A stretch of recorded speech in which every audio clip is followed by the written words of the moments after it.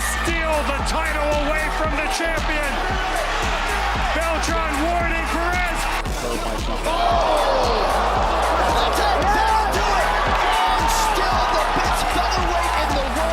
Alex, I just want you to give me a name right now, okay? Just a name, no explanation.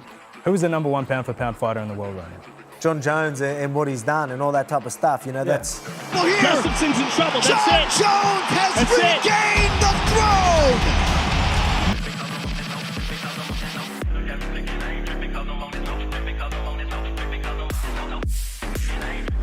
Yeah. Oh, he goes down with a knee.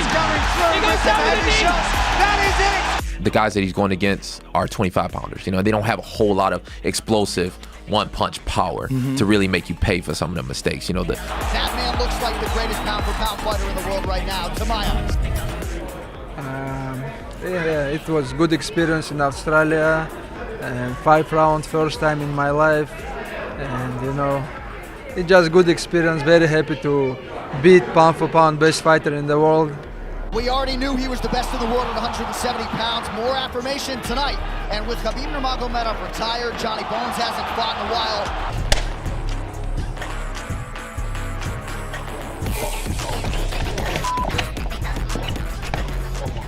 The phrase pound for pound is frequently heard, particularly in athletics, but we also hear it in other contexts, such as the animal kingdom, and it is used in a variety of competitive comparisons. In combat sports like MMA and boxing, pound-for-pound ranking concludes who the better fighters are. He ain't showed you they can box going backwards, box going left and right. He ain't showed me all that. Pound for pound means you can do all that. You haven't showed me that. Now you showed me you can pressure people and beat them, and you good, don't get me wrong. I'm not saying he's not one of the best fighters fighting today. Regardless of their weight, and among new casual fans, it often causes more confusion than clarity. Simply put, the list attempts to determine who would win if all those ranked athletes were the same size. Since these fighters do not compete directly, this topic is heavily discussed and often subject to criticism. and stuff. You know, that's why a guy like TJ can get away with it a lot more at 35, I think, than a 55-pound fighter would. Considering that the pound-for-pound ranking is a subjective matter based on the quality of competition in their respective weight class and factors such as how exciting the fighter is. In this video, we will examine what the pound-for-pound list stands for and explain its meaning profoundly. But you ain't show me that you can do everything. When you say pound for pound, that don't mean that you got the best right hand, or you just got the best defense, or you just got the best. That means you can do everything. The term pound for pound was created during the 1950s thanks to Sugar Ray Robinson, who was a superior and extraordinary boxer in his weight class with incredible boxing skills that nobody could match.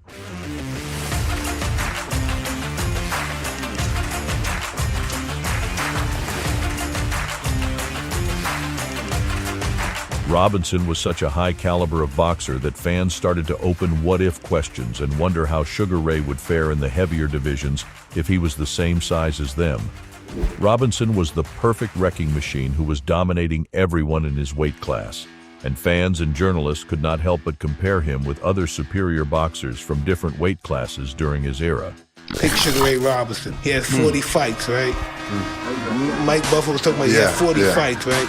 Then he fights Jake LaMotta, he loses. He beat Jake LaMotta the first fight, so the second fight he fight Jake LaMotta beat him, right? So after that, he goes 85-0. There were no other comparisons to be made, and he was considered the best pound-for-pound boxer of that era, regardless of the weight division. However, even today, over 70 years later, with all the technology we have, the pound-for-pound topic is still an enigma due to its complexity and criteria to define. Before we move to the UFC pound-for-pound meaning, let's look at different areas, such as the animal kingdom, to elaborate on what this list stands for. As previously mentioned, this list is primarily used in competitive terms, and besides combat sports, it's also used in many different spheres. It's an imaginable list that determines who is the better competitor overall. What is pound for pound? What does that mean? Because if Jon Jones finished up as light heavyweight champion and then moved up to 220? Moved up to heavyweight.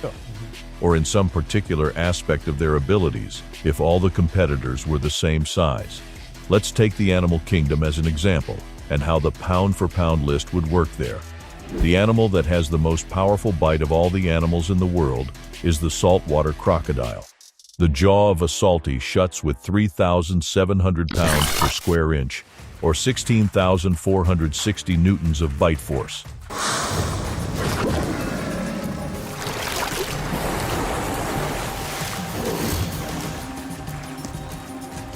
That's enough to crush bones and break the powerful shells of the turtles like slicing through butter. The second animal on the list of most powerful bite is the hippo, with 1,800 pounds per square inch. Nevertheless, none of them is the number one regarding the pound-for-pound most powerful bite.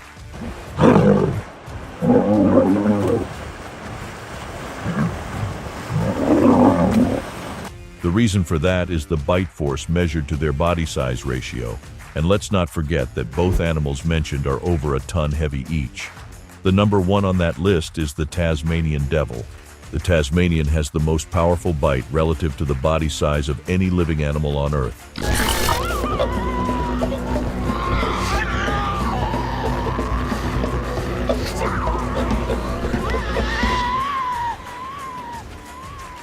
Exerting a bite force of 553 newtons, their jaw can open to 75-80 degrees, allowing the devil to generate a large amount of power to tear meat and crush bones, a sufficient force able to bite through a thick metal wire.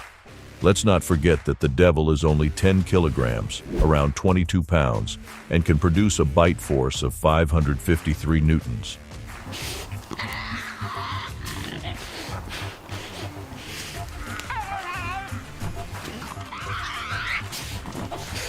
That's nothing compared to the saltwater crocodile, which possesses a force of over 16,000 newtons. However, if the Tasmanian devil were as heavy as the saltwater crocodile, which is over a ton, judging the bite force to their body size ratio, the devil would have had a bite force of astonishing 55,000 newtons.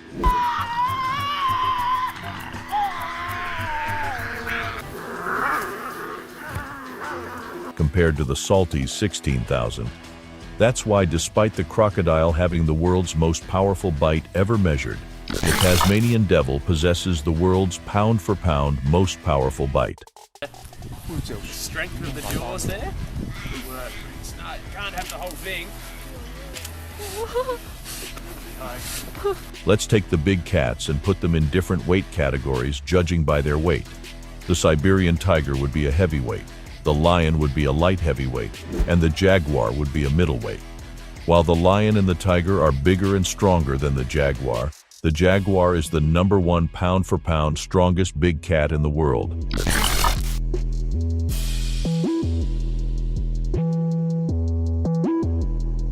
Considering his strength and powerful bite to its body ratio, if the jaguar were the same size as the lion or the tiger, he would have won in a fight against each of those cats, putting him at the top of that list.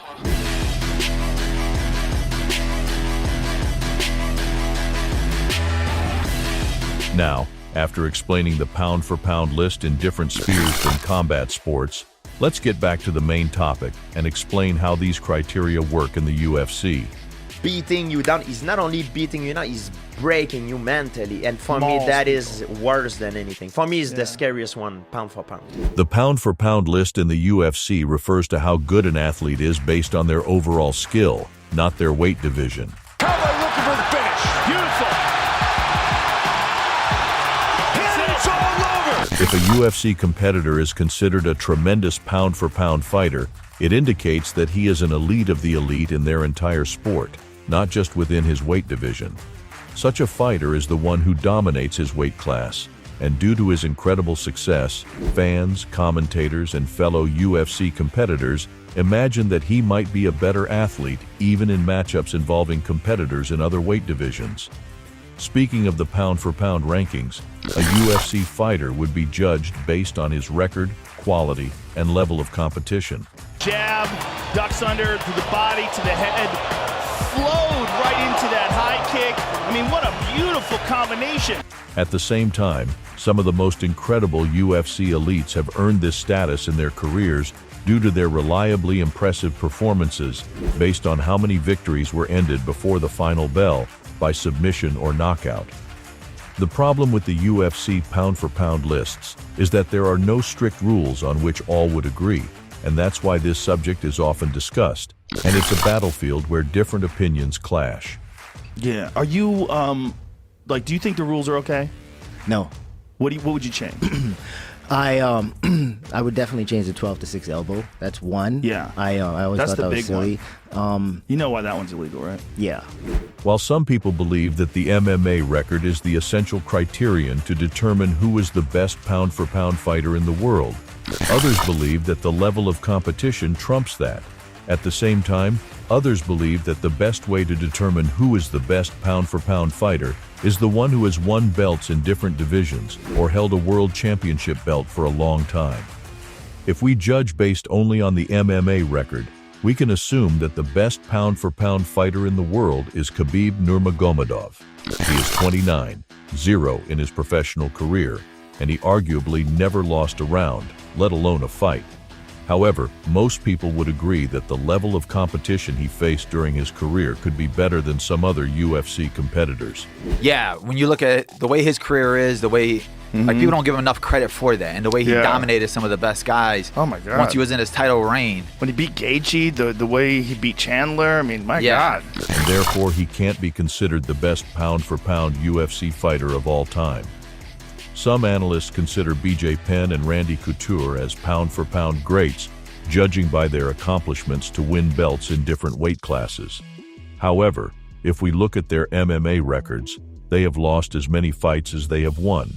Yeah. And Vitor is still very dangerous and very fast. And that's what's amazing about Randy Couture. And based on that fact, we can't consider any of them as pound-for-pound best UFC fighters of all time. In his prime, there was a good argument that Demetrius Johnson should have been considered the best pound-for-pound fighter. Whenever anybody asks me who's the best fighter in the world, you're the guy. I appreciate it, man. Demetrius Johnson is his name. Considering that he was a UFC champion for a long time and defended his belt multiple times. Despite that stat, most people believe that the level of competition in the flyweight division was not as good as the other weight classes. We've been talking about shutting down the flyweight division for about 3 years. Oh, really? Yeah. And that's why his status as the pound-for-pound king was always disputed. There were other champions like Jose Aldo and Anderson Silva, who were champions for a long time, defended their belts multiple times, and faced strong competition. Manny's hurt Jose Aldo on his back. Unloading. Oh, hard uppercuts by Aldo. This is Even today, many fans and analysts believe that Anderson Silva should be considered the pound-for-pound GOAT, considering how dominant he was as a champion during his era, the level of competition he faced, the various ways he was able to finish his opponents, and the number of times he managed to defend his title. There's something special about Anderson Silva. In my opinion, one of the greatest fighters that ever lived.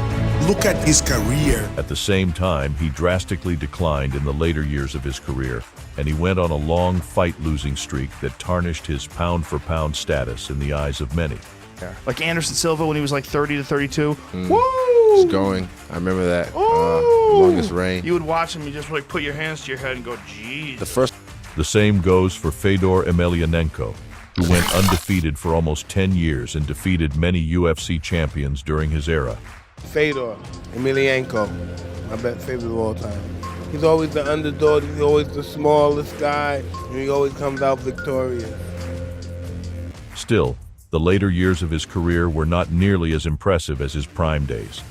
Both Fedor and Silva were seen as the pound-for-pound best of all time while they competed in their primes, but that view was overrun by their losing streaks when they passed their peaks. Taking everything into consideration, it's tough to determine who is the best pound-for-pound UFC fighter of all time, and if someone is to be chosen, it must be an athlete who has it all.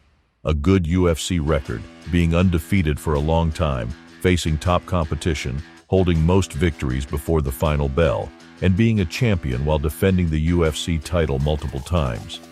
Judging by all those criteria combined, we may assume that Jon Jones or GSP are the best pound-for-pound fighters ever. However, there is a catch. Jon Jones was caught using steroids. has cheated and tried to get an advantage over you using illegal substances? Well, the other day, John about cried on the press conference because I had accused him of using steroids. But if I do feel he did try to cheat, yeah, I do.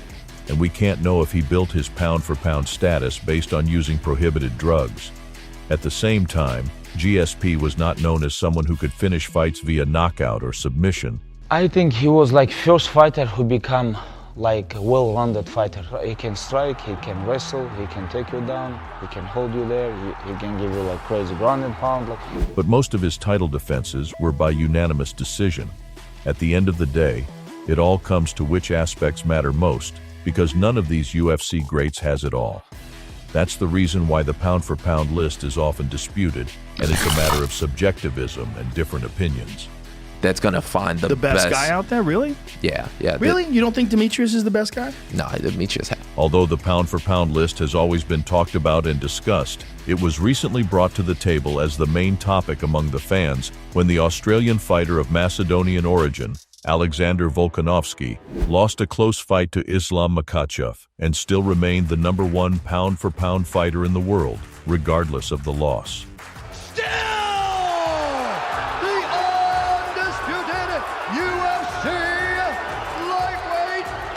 Of the world! While many believe this was unfair to the Russian, considering that he beat Volk fair and square. Do you think Islam won his fight against Volkanovski? There seems to be some debate. This is rules, you know, this is rules. If we see these rules, UFC rules, like, he won. Others thought that he did not do enough to claim the #1 spot. Winning against Volk and not being the pound-for-pound king is the same if Volkanovski had won and not been the world's lightweight champion. It looks like there was nothing at stake for Volkanovski, and he would have remained in his spot while he had the chance to become a double champ. The former UFC double champ and Islam's teammate Daniel Cormier shared his thoughts on this.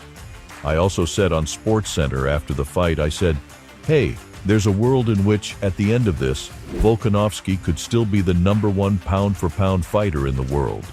Cormier said, the pound-for-pound ranking would always value a fighter moving up in a division more, and one could argue that Islam narrowly defeating the smaller fighter was not enough to earn him the #1 spot on that list.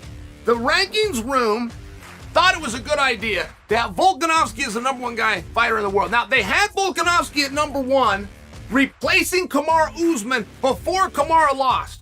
Make sure you understand that time frame. But at the same time, a win is a win, and it turns out that Makhachev could lose a lot but earn nothing in victory. The more we discuss the pound-for-pound rankings, the more we can relate to what Chael Sonnen said years ago regarding this. When Ariel Helwani brought this topic to the American gangster, this is what the undefeated and undisputed Oregon native had to say. You know what drives me insane lately? Everybody is talking about this pound-for-pound thing. Who are the best pound-for-pound fighters? Guess what? There is no such thing. There is no pound-for-pound tournament. There is no championship called pound-for-pound. There is no belt. There is no organization. There is no such thing as pound-for-pound. It is ridiculous. Sonnen started his argument. And it's also something that none of us can ever prove. It's like sitting around with that nerdy jerk that wants to discuss all the possible integers as to why Batman could beat Superman. It's this mythical pot, and the people that sit around and attempt to create a pound-for-pound list are one step away from the same people that sit around and discuss the different possible integers as to why Batman could beat Superman. It's impossible to know. It's a ridiculous topic. Chael concluded why he doesn't see the pound-for-pound rankings as legit. Based on all the research, we can conclude that there can never be entirely agreeable pound-for-pound judging criteria that would make all MMA community agree on. And at the same time, it will always be a matter of discussion where fans and journalists can share their opinions on who they believe are the best pound-for-pound MMA fighters of all time.